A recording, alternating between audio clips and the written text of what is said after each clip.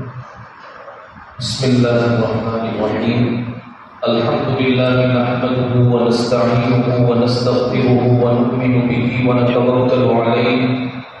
ونعوذ بالله من شرور أنفسنا ومن سيئات أعمالنا من يهده الله فلا مضل له ومن يضلل فلا هادي له ونشهد أن لا إله إلا الله وحده لا شريك له ونشهد أن سيدنا ومولانا محمدا عبده ورسوله أرسله بالحق بشيرا ونذيرا وداعيا إلى الله بإذنه وسراجا منيرا أما بعد أعوذ بالله من الشيطان الرجيم بسم الله الرحمن الرحيم لقد جاءكم رسول من أنفسكم عزيز عليه ما عنتم حريص عليكم بالمؤمنين رؤوف رحيم صدق الله العلي العظيم.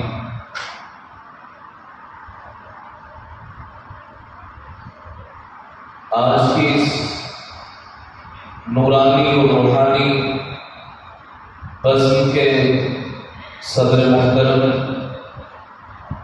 المقام جناب قاری رستم علی صاحب، جمعیت علماء ضلع لاہور کے صدر محترم حضرت مولانا محمد سلیم صاحب، اسی طرح آج کے اس پروگرام کے میزبان حضرت مولانا مفتی محمد رمضان صاحب و دیگر ذمہ داران ادارہ، اساتذہ و منتظمین، قاری عبدالکلام صاحب، مولانا عبدالحسیب صاحب، مفتی محمد علی صاحب، مولانا محمد مکی صاحب و دیگر علماء کرام، پچھلے دنوں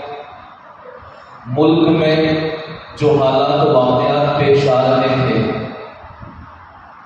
بہت سے لوگوں نے سستی شہرتیں حاصل کرنے کے لیے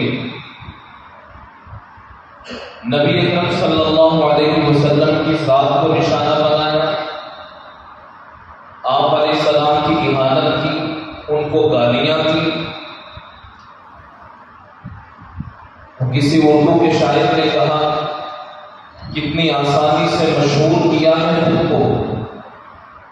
کتنی آسانی سے مشہور کیا ہے خود کو اپنے سے بڑے شخص کو گالی دے کر. جب کسی کو سستی شہرت حاصل کرنی ہوتی ہے، ہائی لائٹ ہونا ہوتا ہے، اخباروں میں سرخیاں بٹورنی ہوتی ہیں، تو وہ ہمارے اور آپ کے آقا جناب رسول اللہ صلی اللہ علیہ وسلم کی مبارک اور پاکیزہ زندگی کو اچھالنے کی کوشش کرتا ہے،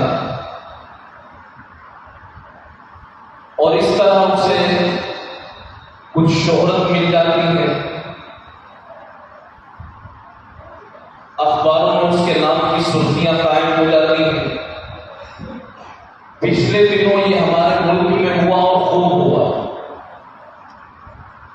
اسی کی ترتیب کے لیے جمعیت علماء ہند نے یہ چاہا کہ ماہ ربیع الاول، جو ہمارے اور آپ کے سب کے آقا جناب رسول اللہ صلی اللہ علیہ وسلم کی پیدائش کا بھی مہینہ ہے اور وفات کا بھی مہینہ ہے، اس ماہ مبارک میں ان گستاخیوں کا، ان اہانتوں کا اور نبی علیہ السلام کو دی جانے والی گالیوں کا آپ کی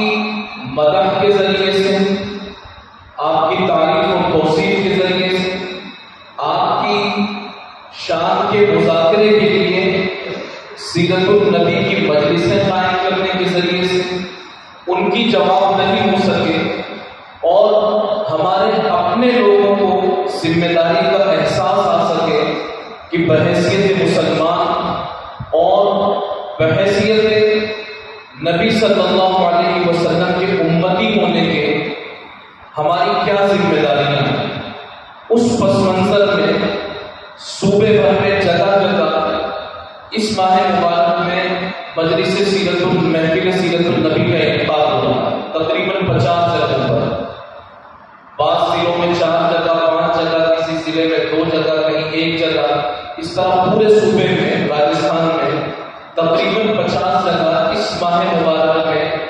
نبی علیہ السلام کی سیرت سنانے اور بتانے کے لیے اس طرح کے اجلاس منعقد ہو رہے ہیں۔ آج یہ مدرسہ سعادت الروم میں مجلس سیرت النبی جو منعقد ہوئی ہے، یہ بھی اسی کی ایک کڑی ہے۔ جمعیت علماء ہند کے صدر محترم ابھی کرانے میں ان کا تذکرہ بھی آیا، حضرت مولانا محمود حسن صاحب مدنی دامت برکاتہم، انہوں نے یہ پیغام دیا، اور پھر جمعیت علماء راجستھان کی جو انتظامیہ باڈی ہے، قاری محمد امین صاحب صدر محترم، نائب صدور 4 ہیں، مولانا محمد یونس صاحب ہیں سیکر سے، مولانا محمد نعمان صاحب ہیں کرمودا سوائے مادھوپور سے، حافظ منظور صاحب جے پور سے، مولانا حبیب اللہ صاحب باڑمیر سے، اسی طرح جنرل سیکریٹری ہیں مولانا عبدالواحد قدری صاحب، اس کے قاضی لوگ کیشیئر ہیں مولانا محمد صاحب۔ ان تمام لوگوں نے مولانا محمود صاحب کا پیغام ملنے کے بعد اور پھر مشورہ کیا، اور صوبے بھر میں جگہ جگہ مجلس سیرت النبی منعقد ہو رہی ہے۔ اللہ تبارک و تعالیٰ اور بزرگوں کی فکروں کو ہمیں سمجھنے اور اس طرح کی مجلسوں سے کچھ پیغام لینے اور زندگیوں کو بدل دینے کے مضبوط فیصلے لینے کی اللہ ہمیں توفیق نصیب فرمائے۔ نبی صلی اللہ علیہ وسلم کا تذکرہ کرنا ہو تو آپ علیہ السلام کی شخصیت کے اتنے پہلو ہیں کہ کس شخصیت سے نبی علیہ السلام، کس پہلو سے نبی علیہ السلام کی سیرت کا، ان کی شخصیت کا، ان کی سوانح کا، ان کی داستان زندگی کا ذکر چھیڑا جائے، یہ کہنے والے کے لیے، بولنے والے کے لیے بہت مشکل ہوتا ہے۔ میں نے قرآن پاک کی آیت کریمہ پڑھی، اس میں اللہ تبارک و تعالیٰ نے نبی پاک علیہ السلام کا تعارف کروایا۔ تحقیق کہ تمہارے پاس تمہیں میں سے ایک رسول آئے، ایک پیغمبر آئے۔ اللہ انسانوں سے مخاطب ہو کر کے فرمایا کہ تمہارے پاس تمہیں میں سے ایک رسول اور ایک پیغمبر آئے، ان پر بہت دشوار ہو جاتا ہے، ان کو بہت بوجھ سا محسوس ہونے لگتا ہے جب وہ امت کو یا امت کے کسی فرد کو پریشان دیکھتے ہیں، وہ تڑپ اٹھتے ہیں اور اللہ تبارک و تعالیٰ کی رحمت کو مومنین کے لیے طلب کرنے کی کوششوں میں لگ جاتے ہیں۔ وہ بہت رؤوف، مہربانی کرنے والے، رحیم، رحم و کرم کرنے والے ہیں۔ یہ اللہ تبارک و تعالیٰ نے نبی علیہ السلام کا تعارف کروایا۔ دوسری جگہ فرمایا وما ارسلناک الا رحمۃ للعالمین، یہ نبی جی ہم نے آپ کو دنیا والوں کے لیے رحمت بنا کر کے بھیجا۔ عالمین کا اب عالمین میں انسانوں کا ہر طبقہ ہے، بلکہ کائنات میں زندگی گزارنے والی مخلوق کا ہر طبقہ اس میں آ ہے، چاہے انسان ہو، جانور ہو۔ انسانوں میں پھر مختلف طبقات کے لوگ ہوتے ہیں، کچھ مرد ہوتے ہیں، کچھ عورتیں ہوتی ہیں، کچھ مزدور ہوتے ہیں، کچھ مالک ہوتے ہیں، کچھ تاجر ہوتے ہیں، اور کچھ بوڑھے ہوتے ہیں، کچھ بچے ہوتے ہیں، کچھ جوان ہوتے ہیں، کچھ طلبہ ہوتے ہیں، کچھ علماء ہوتے ہیں، کچھ پڑھانے والے ہوتے ہیں۔ یہ الگ الگ طبقے کے لوگ ہیں یا لوگوں کے الگ الگ طبقات ہیں۔ نبی علیہ السلام کا حسن سلوک اور آپ علیہ السلام کا رحم و کرم، آپ علیہ السلام کا رحمت کا سلسلہ، یہ ہر ایک کو شامل ہے۔ چنانچہ جانوروں کے لیے بھی نبی پاک علیہ السلام کی شخصیت رحمت بن کر کے آئی۔ اب جب جانوروں کے لیے نبی علیہ السلام کی شخصیت رحمت ہے، تو پھر جس کو اشرف المخلوقات بنایا گیا ہے،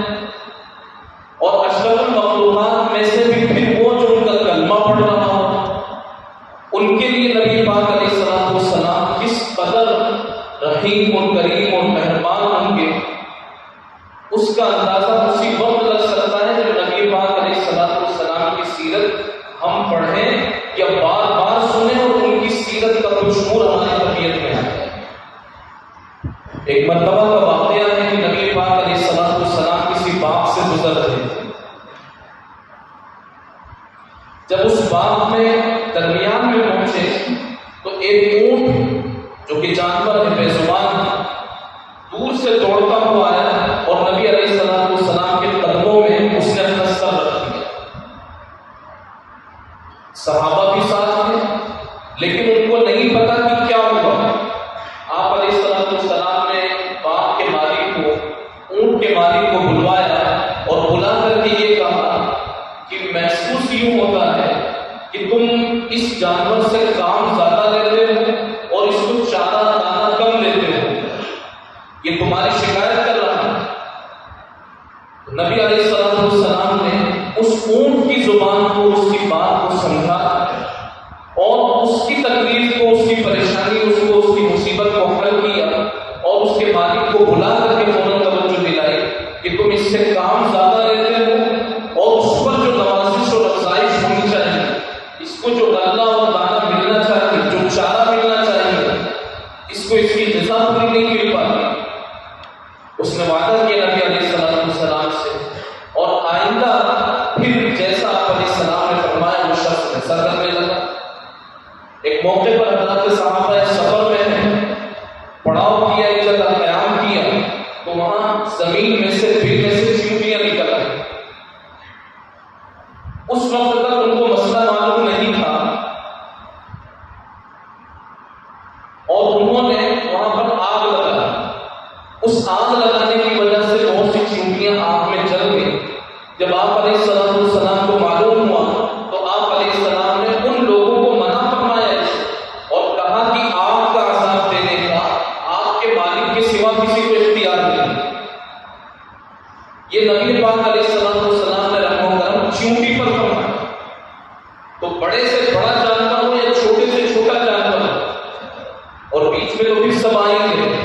آپ علیہ السلام ہر ایک کے لیے رحم و کرم کی بات کریں. اب آ جائیں انسانوں میں. ہمارے سماج کی اور مسلم معاشرے کی ریڑھ کی ہڈی کی حیثیت رکھتی ہے عورت. اسلام نے عورت کو کیا مقام دیا؟ اسلام کی آمد سے پہلے بھی بہت سی تہذیبیں تھیں, بہت سے مذاہب تھے, بہت سے نظریات تھے, لیکن ان نظریات میں, ان مذاہب میں اور پہلے کے لوگ جن عقائد کو مانتے تھے ان عقائد میں عورتوں کو کوئی احترام حاصل نہیں تھا. بچی پیدا ہوتی تھی اور اس کو زندہ ہی زمین میں گاڑ دیا جاتا. یہ باپ اپنے ہاتھ سے خود کرتا. بچی پیدا ہوتی تھی اور بچی کے پیدا ہونے کے بعد اپنے ہاتھ سے اپنی بچی کو زمین میں گاڑ دیتا. مہینے میں کچھ ایام عورتوں پر ایسے آتے ہیں جس میں وہ نماز نہیں پڑھ پاتی. تو یہ عذر جو اسلام کے بعد آیا عورتوں پر, یہ عذر تو پہلے سے ہی چلا آ رہا تھا, لیکن اسلام سے پہلے جب عورتوں کو یہ عذر پیش آتا تو اتنا ناروا سلوک کیا جاتا تھا اور اتنا سوتے کا سلوک کیا جاتا تھا عورتوں کے ساتھ میں. ان کو گھر سے باہر کر دیا جاتا تھا. ان کے کھانے کے برتن الگ ہوتے, ان کے بستر الگ ہوتے,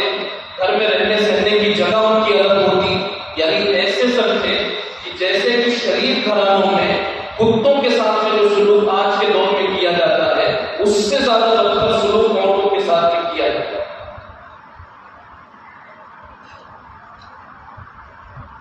بڑے بڑے مذاہب تھے, بڑے بڑے نظریات تھے اور بڑی عقیدتیں تھیں, بڑے عقائد تھے, لیکن عورتوں کے ساتھ یہ بدتمیزی اور عورتوں کے ساتھ میں یہ ناروا سلوک تھا. اور اسی ماحول میں نبی پاک علیہ السلام کی شخصیت وجود میں آئی. آپ علیہ السلام نے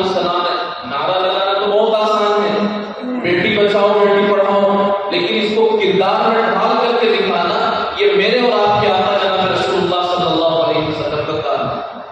آپ دنیا میں تشریف لائے اور آپ کی ہستی وجود میں آئی تو آپ علیہ السلام نے بیان فرمایا استوصوا بالنساء خیرا. عورتوں کے ساتھ میں بھلائی کا, نرمی کا, مہربانی کا, شفقت کا, اپنائیت کا معاملہ. اور پھر آپ علیہ السلام نے بچیوں کو, عورتوں کو, بڑی عمر کی چھوٹی عمر کی، سب کو الگ الگ طریقے سے عزت دی۔ ایک موقع پر آپ علیہ السلام نے فرمایا من عال جاریتین، جس نے 2 بیٹیوں کی پرورش کی، ان کو ان کی تربیت کی، ان کو پڑھایا لکھایا، اور جب وہ مناسب عمر کی ہو گئی تو ان کی شادی کر دی، تو وہ میرے ساتھ جنت میں اس طرح رہے۔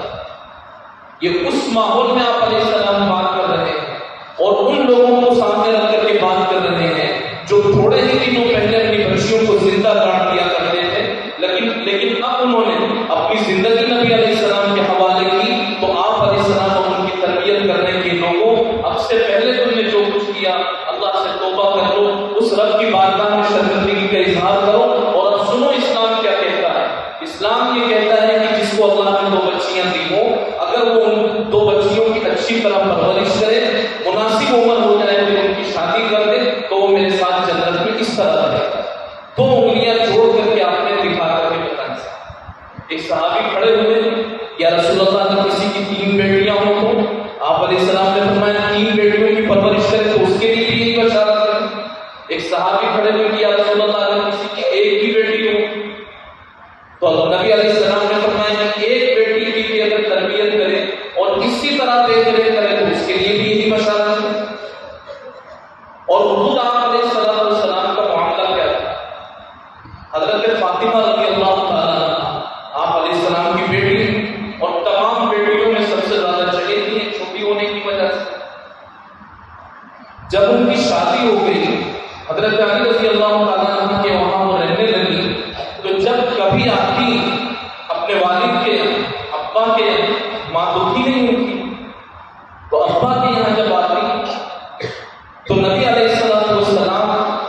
ان کو ایک باپ کا بھی پیار دیتے تھے اور ایک ماں کا بھی پیار دیتے۔ آہٹ سنتے، آواز سنتے، آپ علیہ السلام سمجھ جاتے کہ میری بیٹی آ رہی۔ آپ گھر میں سے باہر نکلتے، گھر میں سے باہر نکل کر کے حضرت فاطمہ رضی اللہ تعالیٰ عنہ کا استقبال کرتے۔ روزانہ آتی تو روزانہ یہی سنو، باہر نکلتے اپنی بیٹی کا استقبال کرتے، ہاتھ چومتے، اور اپنے بیٹھنے کی جو خاص جگہ تھی وہاں جا کر کے اپنی بیٹی کو بٹھاتے تھے کہ میری بیٹی یہاں بیٹھے۔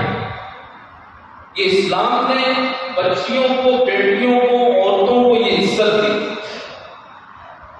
نبی علیہ السلام نے فرمایا الجنت تحت اقدام الامہات، ماؤں کے قدموں کے نیچے جنت ہے، یعنی وہی اللہ کی وہی مخلوق جو پہلے زندہ گاڑی جاتی تھی، اللہ کی وہی مخلوق جو ٹھوکروں میں رکھی جاتی تھی، جو بے عزت کی جاتی تھی، جس کو ذلیل و خوار کیا جاتا تھا، نبی علیہ السلام آئے تو ان کو خاک پر سے اٹھایا اور ان کو عرش پر پہنچا دیا، یعنی ان کی عزتوں زمین سے اٹھایا اور آسمان تک پہنچا دیا۔ یہ کارنامہ ہے میرے اور آپ کے آقا جناب رسول اللہ صلی اللہ علیہ وسلم۔ جب آپ علیہ السلام کی اتنی مہربانی ہے عورتوں کے ساتھ، بچیوں کے ساتھ، تو ہماری معاشرے کی جو بچیاں ہیں، جو بیٹیاں ہیں، ہماری بہنیں ہیں، ہماری مائیں ہیں، بہویں ہیں، دوسری رشتہ دار عورتیں ہیں، ان کو نبی پاک علیہ السلام کا یہ پیغام سنایا جائے، بتایا جائے کہ آپ علیہ السلام نے تم لوگوں کے ساتھ میں کتنی مہربانی کا معاملہ کیا ہے، اور پھر ان کو بتائیں کہ جب نبی علیہ السلام نے تمہارے ساتھ اتنی خیر خواہی کا معاملہ کیا ہے تو مسلمان ہونے کی حیثیت سے اور نبی علیہ السلام کی روحانی بیٹی ہونے کی حیثیت سے تمہاری ذمہ داری کیا ہے۔ آپ علیہ السلام نے تو اتنی مہربانی کر دی، ان کو ٹھوکروں میں سے نکالا اور عزتوں کے باغ میں مجھ تک پہنچا دیا، تو اب ان کی ذمہ داریاں کیا ہیں؟ ان کی جو ذمہ داریاں ہیں، یہ ذمہ داریاں یا تو ہم کوئی ایسی مجلس منعقد کریں جس میں خود ان کو سنایا جائے اور بتایا جائے، اور نہیں تو پھر ہم مسجدوں میں جاتے ہیں، جماعتوں میں جاتے ہیں، علماء کے پاس اٹھنا بیٹھنا رکھتے ہیں، اہل اللہ کے پاس اٹھنا بیٹھنا رکھتے ہیں، تو ہم جو کچھ سنتے ہیں وہ سن کر کے اپنے گھر کی مستورات کو، اپنی بیٹیوں کو، بہنوں کو، بہنوں کو، ماؤں کو اور خاندان کی دوسری عورتوں کو نبی علیہ السلام کا وہ پیغام پہنچائیں کہ اے میری ماں، اے میری بہن، اے میری بیٹی، نبی علیہ السلام نے تم پر کیا احسان، تم پر کیا کرم کیا ہے، اب تم نبی کی سنت کو اپنے دامن سے تھام لو۔ نبی علیہ السلام نے تمہارے بارے میں یہ کہا ہے، بلکہ اللہ نے ان سے کہلوایا، قل، آپ کہہ دیجیے للمؤمنات، عورتوں سے کہیے، ایمان والی عورتوں سے یغضضن من ابصارہن، اپنی نگاہوں کو پست رکھیں، وَيَحْفَظْنَ فُرُوجَهُنَّ، اور اپنی عزت کی حفاظت کریں۔ یہ اللہ تبارک و تعالیٰ نبی علیہ السلام سے کہوا رہے ہیں کہ آپ ایمان والی عورتوں سے کہتی ہیں اپنی نگاہوں کو بھی پست رکھیں اور اپنی عزت کی بھی حفاظت کریں۔ اب ہر وہ چیز جس سے کسی بچی کی عزت پامال ہوتی ہو، ہر وہ چیز جس کے ذریعے سے عورت کی عزت کم ہوتی ہو، ہمارے گھر کی عورتوں کو ان تمام چیزوں سے بچانا یہ ہماری ذمہ داری ہے۔ کپڑے ایسے ہونے چاہیے کہ جن کپڑوں کو پہننے کے بعد ہمارے گھر کی عورتیں باحیا نظر آئے، بچی ہماری حیادار نظر آئے، ان کے بولنے چالنے کا انداز، ان کی تہذیب، ان کا رہن سہن ایسا ہونا چاہیے کہ لگے گا کہ یہ نبی علیہ السلام کی روحانی بیٹیاں ہیں۔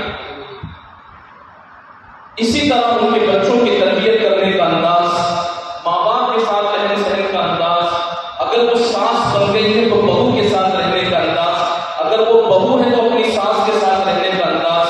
اس کا جو کچھ ہو دیکھ کر کے لگنا چاہیے کہ نبی علیہ السلام کی امت کی ایک بیٹی، اس لیے کہ نبی علیہ السلام نے جو ان کے ساتھ میں رحم و کرم اور فضل اور مہربانی کا معاملہ فرمایا، تو یہ قرض ہے ان کے ذمہ، اور یہ قرض ان کو کب سمجھ میں آئے جب ہم اور آپ سمجھانے کی کوشش کریں۔ تو نبی علیہ السلام کی ذات گرامی یہ عورتوں کے لیے، بچیوں کے لیے، بیٹیوں کے لیے رحم و کرم بن گئے۔ اسی طرح نبی علیہ السلام بوڑھوں کے لیے بھی رحم و کرم کا پیغام لے کر کے آئے۔ ایک مرتبہ نبی علیہ السلام نے فرمایا البرکۃ مع اکابرکم، تمہارے جو خاندان کے بڑے لوگ ان کے ساتھ اٹھتے بیٹھتے رہا کرو، تمہیں برکت ملے گی، چاہے وہ ہمارے دادا ہو، نانا ہو، بڑے ابا ہو، اور رشتے میں جو بھی بڑی عمر کے لوگ ہوتے ہیں، یا خود ہمارے والد اگر بوڑھے ہو جائیں، ان کے ساتھ اٹھنا بیٹھنا، ان کے ساتھ وقت گزارنا اللہ تبارک و تعالیٰ کی طرف سے برکت حاصل ہونے کا ذریعہ ہے۔ یہ نبی علیہ السلام نے فرمایا کہ تمہارے خاندان کے بزرگوں کے ساتھ ہم نے برکت کا معاملہ رکھا ہے، تو جو اگر ہم اپنے خاندانی بزرگوں کے ساتھ وقت گزاریں گے، ان سے سیکھیں گے رشتوں کو نبھانا، ان سے سیکھیں گے گھر کے نظام کو چلانا، تو وہ تو جو کچھ ملے گا وہ ملے گا ہی، لیکن ان کے ساتھ اللہ تبارک و تعالیٰ نے برکت بھی رکھی۔ اور ایک مرتبہ تو آپ علیہ السلام نے فرمایا ما اکرم شاب شیخا لسنہ، اگر کوئی جوان شخص کسی بوڑھے کا اکرام کرتا ہے اس کے بڑھاپے کی وجہ سے، الا طیب اللہ له من یکرمہ عند سنہ، تو اللہ تبارک و تعالیٰ اس کے لیے کوئی ایسا شخص عطا فرما دیں گے جو بڑھاپے کے زمانے میں اس کی بھی خدمت کرے گا، اس کا بھی اکرام کرے گا۔ اس حدیث پاک میں دو باتیں ہیں، ایک بات تو یہ کہ جو ہمارے نوجوان ہیں کہ اگر اپنے بوڑھوں کی خدمت کریں اور اپنے بوڑھوں کے ساتھ وقت گزاریں، بڑوں کے ساتھ میں، بزرگوں کے ساتھ میں رہنے کو اچھا سمجھیں اور ان کا اکرام کریں، تو اللہ تبارک و تعالیٰ جب یہ بوڑھا ہو جائے گا تو اس کے لیے سہارا بنا دے گا۔ اور اس سہارا بنانے میں ایک بات یہ بھی آئی کہ اللہ تبارک و تعالیٰ اس کو لمبی زندگانی نصیب فرمائے۔ بہرحال نبی علیہ السلام کو ہم جس رخ سے، جس زاویے سے دیکھنا چاہیں، یہاں طلبہ بیٹھے ہوئے ہیں، نبی علیہ السلام نے ایک موقع پر فرمایا من کان فی طلب العلم کان الجنۃ فی طلبہ، کہ جو شخص جنت کی طلب میں، جو شخص علم کی طلب میں لگ جاتا ہے، جنت اس کی طلب میں لگ جاتی ہے۔ یہ طلبہ کے لیے نبی علیہ السلام کا رحم و کرم کہ جو علم کی طلب میں لگ جاتا ہے، جنت اس کی تلاش میں، اس کی طلب میں لگ جاتی ہے۔ علماء یہاں تشریف فرما ہے، نبی علیہ السلام نے ایک موقع پر فرمایا ان العلماء ورثۃ الانبیاء، علماء انبیاء کے وارث ہیں، علماء کو یہ مقام عطا فرمایا۔ ایک موقع پر فرمایا فقیہ واحد اشد علی الشیطان من الف عابد، ایک فقیہ اور ایک ماہر عالم 1000 عابدوں پر بھاری پڑتا ہے۔ فقیہ واحد اشد علی الشیطان من الف عابد، 1000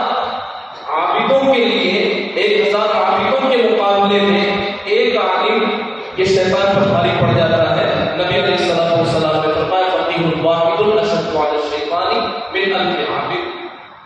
صحابی آئے ایک موقع پر اور نبی علیہ السلام سے انہوں نے مصافحہ کیا تو ان کے ہاتھ بہت سخت تھے. آپ علیہ السلام نے ان سے پوچھا کہ کیا بات ہے تمہارے ہاتھ بہت سخت ہیں؟ انہوں نے کہا کہ یا رسول اللہ مجبور آدمی ہوں، پتھر توڑتا ہوں، اس محنت اور مشقت کی وجہ سے میرے ہاتھ سخت ہو گئے. آپ علیہ السلام نے ان کا ہاتھ پکڑ کر کے کہا القاسم حبیب اللہ، محنت کی کمائی کھانے والا اللہ کا دوست ہوتا ہے. تو یہ مزدوروں کے لیے، کمزوروں کے لیے اور نچلی سطح کی جو زندگی گزارتے ہیں، نبی علیہ السلام نے ان کے لیے اتنا رحم و کرم کا یہ پیغام دیا القاسم حبیب اللہ کہ اپنی محنت کی کمائی کھانے والا، اپنی مزدوری سے اپنا گھر پالنے والا اور اپنی مزدوری اور اپنی محنت اور مشقت کے ذریعے سے عزت کے ساتھ اپنے گھر کو چلانے والا اللہ کا دوست ہوتا ہے. ہر طبقے کے لیے نبی علیہ السلام بزنس مین آئے نبی علیہ السلام کے پاس تو آپ علیہ السلام ان سے کہا تھا کہ الصدوق الامین مع النبیین والصدیقین والشہداء والصالحین. یہ تاجروں کے ساتھ اور بزنس مینز کے ساتھ نبی علیہ السلام کا حسن سلوک. آپ نے فرمایا تاجر الصدوق الامین،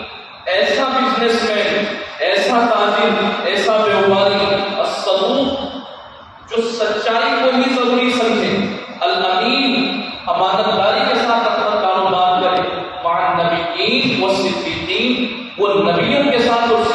صدیقین کے ساتھ اور شہداء اور نیکوکاروں کے ساتھ. جس زاویے سے بھی دیکھیں نبی پاک علیہ السلام کو، آپ علیہ السلام کی شخصیت رحم و کرم کا پیغام نظر آتی ہے. قیدیوں کے ساتھ میں نبی پاک علیہ السلام کا کیا سلوک تھا، غیر مسلموں کے ساتھ نبی پاک علیہ السلام کا کیا سلوک تھا، ان کے لیے آپ کی ذات کیسے رحمت تھی. ایک مرتبہ ایک صاحب جن کا نام ہے تمامہ بن خال، بعد میں وہ صحابی بھی ہوئے رضی اللہ عنہ، لیکن جب ان کو پکڑ کر کے لایا گیا اس وقت وہ غیر مسلم تھے. ان کو لایا گیا اور مسجد کے ستون سے باندھ دیا گیا. نبی علیہ السلام ان کے پاس میں آتے اور ان سے پوچھتے ماذا عندک یا تمامہ تمہارا کیا حال ہے؟ وہ کہتے ہیں عندی خیر، میرا لیے سب کچھ بہتر ہے، ٹھیک ہوں میں. اور پھر وہ ایک بات کہتے ہیں ان تقتلنی تقتل ظالمین وان تنعم علی شاکرین، کہ حضور اگر آپ قتل کریں تو ایسے شخص کو قتل کریں گے جو قتل کا مستحق ہے، اور اگر آپ احسان کر دیں تو آپ ایک شکر گزاری کرنے والے پر احسان کریں گے. یعنی کہ میں تو قیدی بن کر کے آیا ہوں، اب آپ مجھے قتل کرنا چاہیں تو میں قتل کا مستحق بھی ہوں، اور اگر آپ مجھ پر احسان کر دیں تو مجھے آپ شکر گزار پائیں. نبی علیہ السلام کی بات سنتے چلے جاتے، اپنے لوگوں سے پوچھتے بھی ان کے کھانے کا خیال رکھا، ان کا خود کا خیال رکھا یا اور دوسری چیزوں کا کوئی پریشانی اور تکلیف تو نہیں ہوئی. دوسرے دن پھر آپ علیہ السلام آئے ان سے پوچھنے کے لیے ماذا عندک یا تمامہ، انہوں نے یہی کہا عندی خیر، اور پھر یہی تقتلنی تقتل ظالمین وان تنعم علی شاکرین، اگر آپ قتل کر دیں تو میں قتل کا مستحق ہوں. ایک غیر مسلم اور قیدی ہے، اس سے نبی پاک علیہ السلام کا آپ علیہ السلام نے ان کی خیریت معلوم کی، کیسے ہوں، ٹھیک ہوں، آپ قتل کریں تو میں قتل کا مستحق ہوں، اور اگر آپ احسان کر دیں تو مجھے آپ شکر گزار پائیں گے. پھر نبی علیہ السلام نے اپنے لوگوں سے حال احوال دیا کہ ان کے ساتھ یا رسول اللہ ہر چیز کا خیال ہے. چلے گئے آپ. تیسرے دن پھر یہی معاملہ ہوا. آپ علیہ السلام نے ان کے سامنے اسلام پیش نہیں کیا، صحابہ نے اپنے اخلاق پیش کیے ان کے ساتھ. ان کو مسجد سے باندھا گیا مسجد کے ستون میں، نبی علیہ السلام نے اپنے اخلاق پیش کیے، صحابہ نے ان کے سامنے اپنے اخلاق پیش کیے. بہت پڑھے لکھے انسان تھے، سوجھ بوجھ ان کی گہری تھی، اپنے قبیلے کے وہ سردار تھے. نبی پاک علیہ السلام کے اور ان کے ماننے والوں کے اخلاق 3 دن تک دیکھتے رہتے. 3 دن تک جب نبی علیہ السلام نے دیکھا کہ اب یہ اسلام قبول نہیں کر رہے ہیں تو آپ علیہ السلام نے ان پر کوئی سختی نہیں کی، اپنے لوگوں کو یہ کہا کہ ان کی رسیاں کھول دو اور ان کو جانے. جب ان کی رسیاں کھولی گئی تو نبی پاک علیہ السلام کا چہرہ 3 دن دیکھ کر کے اور صحابہ کے اخلاق دیکھ کر کے ان کی طبیعت میں اتنی نورانیت پیدا ہو گئی کہ قریب کے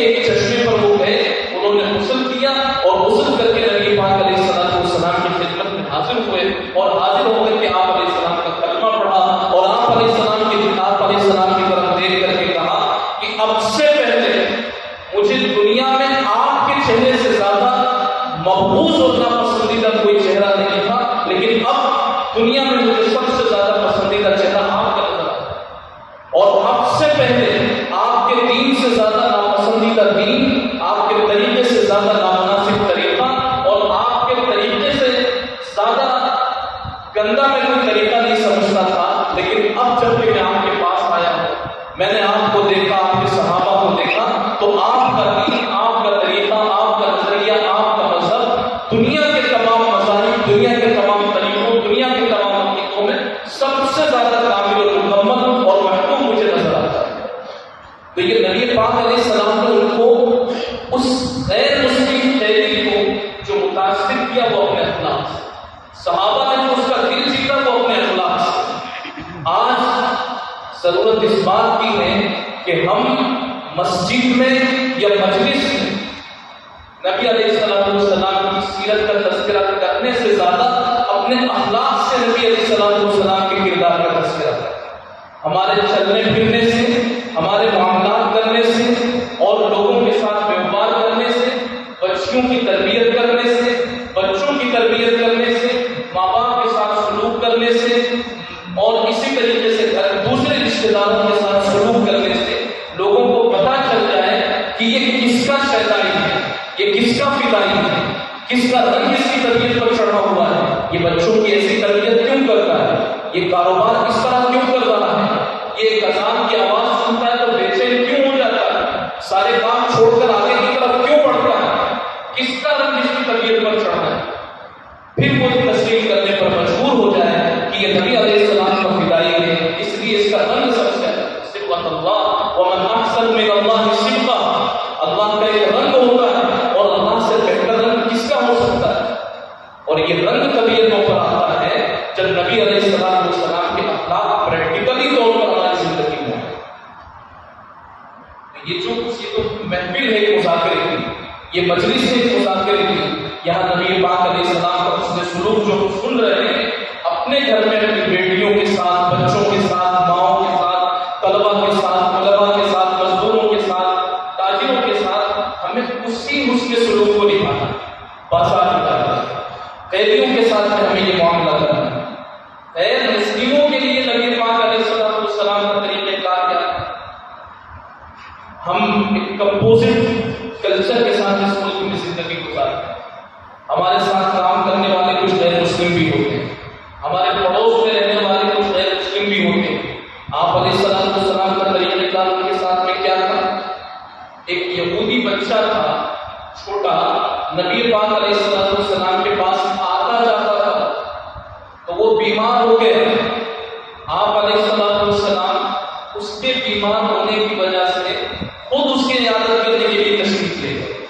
ایک بات میں اس وقت میں عرض کروں، جب ہم نبی پاک علیہ السلام کا ذکر سنیں تو آج کے وقت میں جو سب سے بڑا انسان ہو سکتا ہو، ہمارے ذہن کی سطح کے مطابق جو دنیا کا سب سے بڑا انسان ہو سکتا ہو، وہ نبی پاک علیہ السلام کی ذات اور ان کی شخصیت کے مقابلے میں ذرہ بھی نہیں۔ اگر ایسا ہو جائے کہ امریکہ کا راشٹرپتی ہو اور اس کے محل میں اور اس کے بنگلے میں کام کرنے والا کوئی نوکر اگر بیمار ہو جائے اور وہ اس کی دیکھ ریکھ کرنے کے لیے ہاسپٹل پہنچ جائے، انٹرنیشنل خبر بن جائے، یہ انٹرنیشنل خبر بن جائے گی کتنے اخلاق والا ہے۔ امریکہ جیسے ملک کا راشٹرپتی ہو کر کے، بھارت جیسے ملک کا وزیر اعظم ہو کر کے، اور اپنے بنگلے میں کام کرنے والے نوکر چاکر کے بیمار ہونے کی وجہ سے وہ اس کی دیکھ ریکھ کرنے کے لیے ہاسپٹل پہنچ گئے، یہ انٹرنیشنل خبر بنے گی۔ یہ خبر کتنی اہم ہو سکتی ہے، اس سے زیادہ کئی گنا زیادہ اہم خبر یہ ہے کہ نبی علیہ السلام ایک یہودی غیر مسلم بچے کی عیادت کرنے کے لیے اس کے ساتھ تشریف، آپ علیہ السلام نے اس کی عیادت کی، اور آپ علیہ السلام نے جب اس کی عیادت کی، اس منظر کو دیکھ کر کے بہت سے لوگ مسلمان ہوئے۔ ایک اور یہودی وہ مشہور واقعہ اور قصہ ہے کہ نبی پاک علیہ السلام کے گھر پر آیا، آپ علیہ السلام نہیں جانتے تھے کہ کون ہے، لیکن کھانے کا وقت تھا، آپ نے اس کو کھانا کھلایا، آرام کا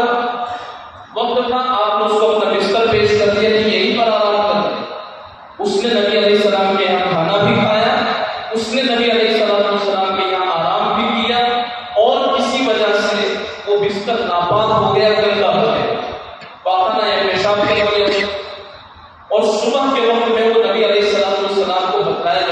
چپ چاپ چلا گیا.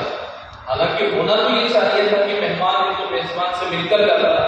لیکن اس سے عذر پیش آ گیا تھا، شرمندگی کی وجہ سے وہ بھاگ گیا. لیکن جاتے جاتے اپنی تلوار یا اور کوئی سامان نہیں چھوڑ گیا. جب کچھ دور چلا گیا تو پھر اس کو یاد آیا کہ میری تلوار تو وہاں رہ گئی. وہ نبی پاک علیہ السلام کے پاس آیا لینے کے لیے، تو کیا دیکھتا ہے کہ وہ بستر جس کو میں نے بدبودار کیا، وہ بستر جس کو میں نے گندا کیا، جس کو میں نے ناپاک کیا، کائنات کا نظام جس کے ہاتھوں میں ہے اور جس کی برکت سے کائنات کا نظام چل رہا ہے، اسی ہاتھوں میں وہ گندی چادر ہے اور وہ اپنے ہاتھ سے پانی ڈال ڈال کر کے اس کو صاف کرتے جاتے ہیں اور دھوتے جاتے ہیں. جب اس نے دیکھا تو حیرت سے وہ دیکھتا رہ گیا کہ اتنا بڑا انسان جس کی وجہ سے اس دنیا کو وجود بخشا گیا، یہ میری گندگی کو، یہ میری ناپاکی کو اپنے ہاتھ سے صاف کرے. بس یہ منظر اس نے دیکھا اور وہیں وہ سر دے گیا اور نبی پاک علیہ السلام کے ہاتھ میں ہاتھ دے کر کے اس نے کلمہ پڑھا، حلقہ بپوش اسلام. تو اسلام اس طریقے سے پھیلا ہے، اخلاق سے پھیلا ہے اسلام. یہ نبی پاک علیہ السلام کا حسن سلوک تھا غیر مسلموں کے ساتھ، یعنی ان کے پاخانے تک نبی پاک علیہ السلام نے صاف کی، ان کی غلاظتیں اور گندگیاں اور ان کی بدبوئیں نبی پاک علیہ السلام نے اپنے ہاتھ سے صاف کی. پھر یہ اسلام پھیلا، اس قربانی کے ساتھ اسلام پھیلا ہے. اور اگر ہم اسلام کے ماننے والے ہیں اور اسلام کے سچے نمائندے ہیں، نبی علیہ السلام سے عشق و محبت کا ہمدم کرتے ہیں، تو ہمیں اپنی شخصیت، اپنی حیثیت، اپنی انا اور اپنا وجود پورا پسپا کر کے اور پورا وجود اپنا ختم کر کے اسلامی شریعت کو، نبی کی سنتوں کو، نبی کے طریقوں کو سر بلند رکھنا چاہیے، سراتوں پر رکھنا چاہیے کہ میں رہوں یا نہ رہوں لیکن حضور کا طریقہ قائم رکھنا چاہیے. میری حیثیت مٹ جائے لیکن نبی کی سنت بلند ہو جانی چاہیے. میری شخصیت پر آنچ آ جائے لیکن نبی علیہ السلام کی شریعت نکھرتی چلی جائے. یہ ہماری اور آپ کی طبیعت ہونی چاہیے، یہ ہمارا اور آپ کا مزاج ہونا چاہیے. ہر کام میں اور ہر موقع نبی علیہ السلام کی سنت کو ہم ترجیح دیں. تو آپ علیہ السلام پوری انسانیت کے لیے، انسان کے طبقے کے لیے رحم و کرم کا پیغام دیتے ہیں. آپ علیہ السلام کی سیرت میں، ان کی زندگی میں جو چیز نمایاں طور پر ہمیں چل کر کے دکھائی دیتی ہے، ان میں یہ سب چیزیں تو آئی ہیں. اس کے علاوہ اختلاف اور انتشار کا خاتمہ یہ نبی علیہ السلام کا بنیادی وصف ہے. لوگوں میں ہونے والے اختلافات کو ختم کروانا، اس کو آپ بہت بہتر سمجھا کرتے تھے. اور جب آپ علیہ السلام کو کچھ طاقت اور قوت حاصل ہوئی، کچھ اختیارات آپ کو ملے، تو اختیارات اور پاور ملنے کے بعد آپ علیہ السلام نے جو بڑے فیصلے لیے تھے امت کو کامیاب کرنے کے لیے، 3 بڑے فیصلے تھے. ان 3 بڑے فیصلے یعنی کہ مکی دور ہے ایک آپ کی زندگی کا اور ایک مدنی دور ہے آپ کی زندگی کا. جو آپ علیہ السلام کی زندگی کا مکی دور ہے وہ بہت پریشانیوں کا، مجبوریوں کا، کمزوریوں کا، لاچاریوں کا، دب کر کے رہنے کا، سمٹ کر کے رہنے کا دور تھا. اور حالات میں، پریشانیوں میں، کسوپرسی میں اور بے بسی میں اپنا وہ وقت گزارا ہے نبی علیہ السلام. اللہ کی طرف سے حکم یہی ہوتا تھا کہ دب کر کے، جھک کر کے رہو، معاف کر کے چلتے رہو، مقابلہ مت کرو. اس لیے کہ مقابلہ اس وقت کیا جاتا ہے جب مقابل جو ہمارے مقابل ہیں، ہم ان سے مقابلہ کرنے کے لیے، ان سے مقابلہ کرنے کے ہم قابل ہوں، اس وقت مقابلہ کیا جاتا ہے. اور پھر وہ اقلیت میں تھے، تھوڑے سے تھے، اس لیے اللہ کی طرف سے بھی منع ہے، مقابلہ نہیں کرنا ہے. معاف کرتے رہو، دب کر کے رہو. تو وہ مظلومی کی، بے بسی کی، لاچاری کی زندگی گزار رہے تھے. مکہ المکرمہ، مدینہ المنورہ جب پہنچے، اللہ کے حکم سے پہنچے، ہجرت ہوئی، مکہ المکرمہ سے ہجرت کر کے مدینہ المنورہ پہنچ گئے. تو مدینہ المنورہ یہ نبی پاک علیہ السلام کی زندگی کا دوسرا دور ہے جس کو مدنی دور کہا جاتا ہے. یہ شان و شوکت کا دور ہے، اسلام کے عروج کا دور ہے، اسلام کو دنیا کے مذاہب میں مرکزیت حاصل ہونے کا دور ہے. جب وہاں آپ پہنچے، نقشہ بدلا ہوا ہے، خاکہ بدلا ہوا ہے، آپ کے پاس پاور ہے، آپ کے پاس اختیار ہے، آپ کے پاس اقتدار ہے. تو اس وقت میں آپ علیہ السلام نے مسلم سماج کو، مسلم امت کو، مسلم قوم کو مضبوط کرنے کے لیے 3 بڑے فیصلے. ایک فیصلہ تھا علیہ السلام کا لوگوں میں اتحاد اور اتفاق قائم کروایا. چنانچہ وہ پردیسی اور مسافر اور وہ اجنبی اور مہاجر جو مکہ المکرمہ سے چل کر مدینہ المنورہ آئے اور مدینہ المنورہ کے اصل باشندے، ان دونوں کو آپ علیہ السلام نے جمع کیا، ان کو بھائی بھائی بنا دیا. کونوا عباد اللہ اخوانا، تم اللہ کے بندے ہو، بھائی بھائی بن کر کے رہو. مدینہ المنورہ میں رہنے والے جو لوگ تھے ان میں آپس میں بہت اختلاف تھا. آپ علیہ السلام نے ان کو بھی جوڑا، ایک اتحاد اور اتفاق کی فضا قائم فرمائی، اور آپ نے کہا کہ اگر تم ترقی کرنا چاہتے ہو تو اختلاف اور انتشار کے ساتھ ترقی نہیں کر سکتے. آج کے دور میں بھی اگر ہم یہ چاہتے ہیں کہ ہم ترقی کریں تو مسلم قوم اگر فرقہ واریت کا شکار ہو جائے، مسلم قوم اگر طبقات میں تقسیم ہو جائے گی، نظریات کے اعتبار سے بڑھ جائے گی، تو پھر اس کی طاقت بڑھ جائے گی، اس کی حیثیت بڑھ جائے گی، اور اس کا جو ایک وقار اور اس کا جو معیار ہونا چاہیے وہ تقسیم ہو جائے اور متحد ہوں گے. ٹھیک ہے، ہمارے اور آپ کے جو اختلافات ہیں، جن کے جو اختلافات ہو سکتے ہیں، کوئی دیوبندی ہو سکتا ہے، کوئی بریلوی ہو سکتا ہے، کوئی اہل حدیث ہو سکتا ہے، کوئی جماعت اسلامی کا ہو سکتا ہے، اپنی عبادتوں تک ان طریقوں کو محدود رکھو، لیکن بازار میں ہم تو ایک نظر آئے اور دوسرے پروگراموں میں ہوں تو ہم ایک نظر آئے. اپنی عبادت میں جس کو جس طرح عبادت کرنا ہے اپنی عبادت کرے. اللہ کو جس کی عبادت قبول، بے نیاز رب ہے،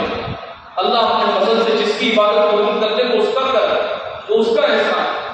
تو ہمارے یہ طریقے ہماری عبادتوں تک رہیں جس کا جو طریقہ ہے، اور اس کے علاوہ ہم متحد اور متفق نظر آئیں. یہ وقت کی ضرورت ہے، اور جمیع علماء کا یہ بھی پیغام کہ اس وقت امت کو متحد اور متفق کرنے کی کوشش کی جائے. دوسرا جو بڑا فیصلہ نبی پاک علیہ السلام نے لیا تھا وہ جوائنٹ بزنس کا فیصلہ آپ نے لیا کہ کچھ سرمایہ دار لوگ ہیں، کچھ وہ ہیں کہ جن کے پاس میں پیسے ہیں، کچھ وہ ہیں جن کے پاس میں زمینیں ہیں، کچھ وہ ہیں جن کے پاس میں کاروبار ہے، اور کچھ پردیسی اور مہاجر مکہ المکرمہ سے آئے ہیں خالی ہاتھ. Thanks for watching. Don't forget to like, comment, share and subscribe to Al Wahid channel.